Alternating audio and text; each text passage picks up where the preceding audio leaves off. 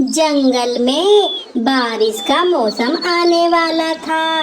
सारे पक्षी अपना घर पक्का करने में लगे हुए थे और दाना पानी इकट्ठा करने में लगे हुए थे।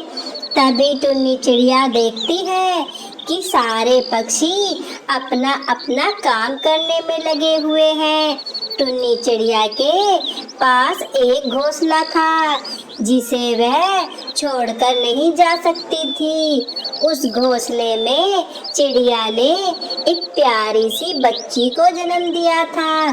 टुन्नी चिड़िया की बेटी अभी उड़ना नहीं जानती थी। तभी टुन्नी चिड़िया की बेटी कहती है, मम्मा, मुझे भूख लगी है। तभी टुन्नी चिड़िया कहती है, ठीक है मेरी प्यारी सी चिड़िया, मैं तुम्हारे लिए खाना लेकर आती हूँ। तुम इस घोंसले में अपने आप को ढक कर रखना, क्योंकि तुम अभी छोटी हो, उड़ नहीं सकती और बहुत से शिकारी पक्षी इस मौके की तलाश में रहते हैं। ठीक है मम्मा, मुझे आप अच्छे से ढक कर चले जाओ। टुन्नी चिड़िया अपनी बेटी को ढककर चली जाती है।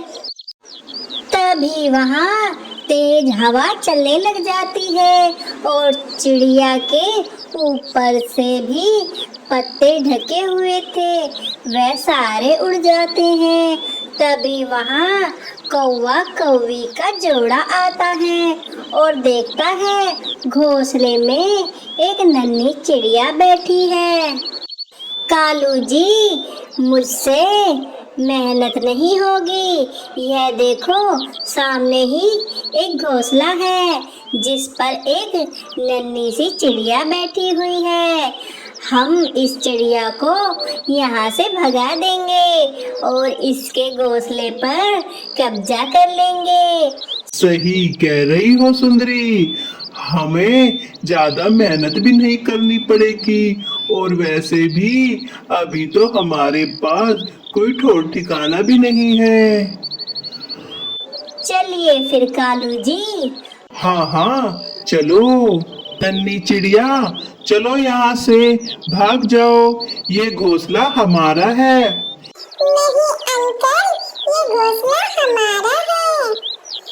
हमने कहा ना, घोंसला हमारा है।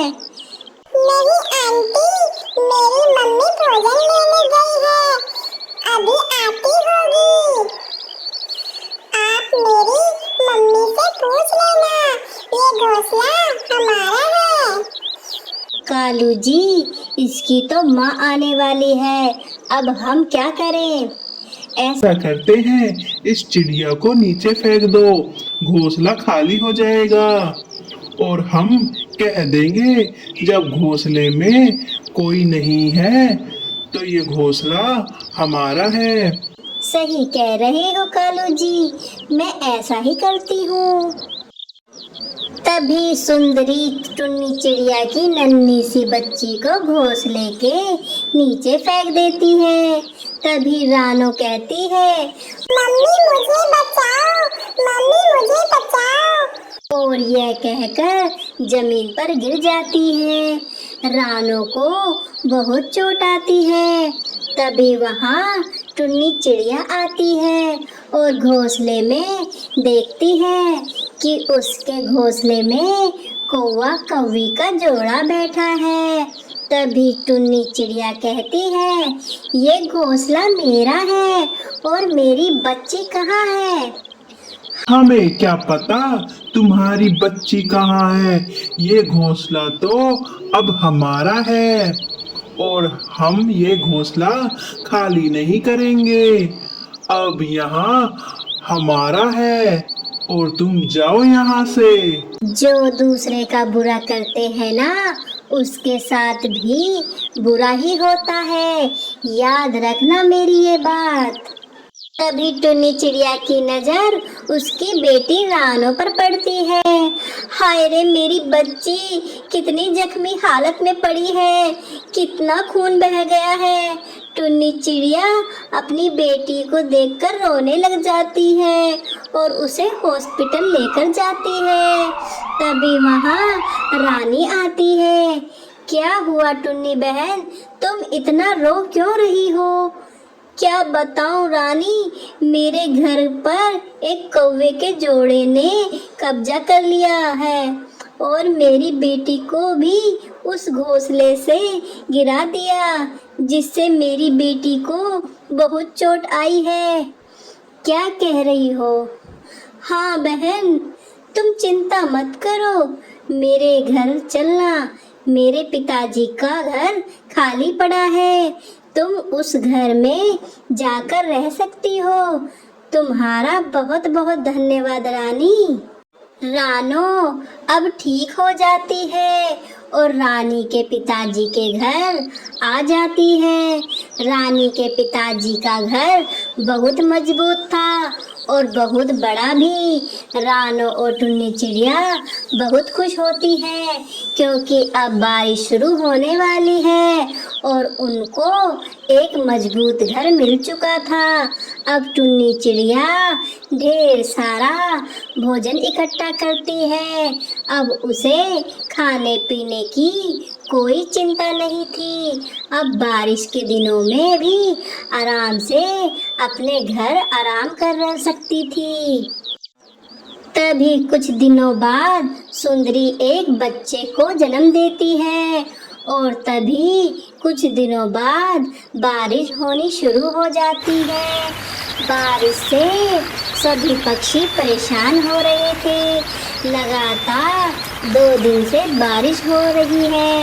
तभी एक डाली कालू के घोंसले पर पड़ जाती है।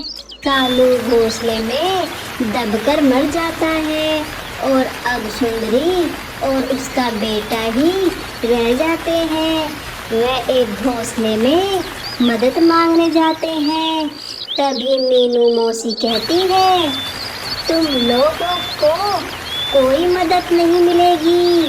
तुमने हमारी टुन्नी चिड़िया का घोंसला छीना था।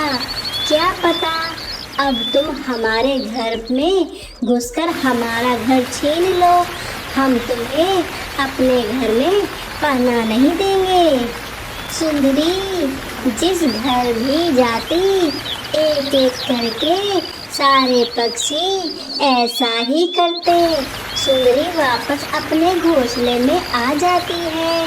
सुंदरी अपने किए पर बहुत रोती है और कहती है, हे भगवान, हमें अपने किए का फल मिल चुका है। अगर मेरे बेटे को कुछ भी हो गया तो मैं अब जी नहीं पाऊंगी और जोर जोर से रोने लगती है। तभी टुन्नी चिड़िया खिड़की से ये सब कुछ देख लेती है और उसे सुंदरी और उसके मासूम बच्चे पर तरस आ जाता है। तभी सुंदरी को आवाज़ लगाती है, सुंदरी बहन आ जाओ मेरे घर में, तुम्हारा बच्चा बहुत भीग गया है और बारिश बहुत तेज हो रही है। तभी सुंदरी टुन्नी चिड़िया के घर में चली जाती है। टुन्नी चिड़िया, मुझे माफ़ कर दो, मैं बहुत शर्मिंदा हूँ। मैंने तुम्हारे साथ अच्छा नहीं किया और तुम्हारे घोंसले पर भी कब्जा कर लिया था। और देखो, आज भगवान ने हमें हमारे किए की सज़ा दे दी। मेरे पति अब इस दुनिया में नहीं रहे। तुम्हारा बहुत बड़ा दिल है टुन्नी चिड़िया, मैंने तुम्हारे साथ कितना गलत किया, फिर भी तुमने मेरी मदद करी और इस घर में आसरा दिया। टुन्नी चिड़िया सुंदरी को माफ़ कर देती है और बारिशों के दिनों में दोनों साथ में ही रहते हैं। इस कहानी से हमें सीख मिलती है, आप जैसा बोओगे ऐसा ही काटोगे। अगर आपको हमारी वीडियो पसंद आए तो प्लीज़ लाइक और सब्सक्राइब ज़रूर करें।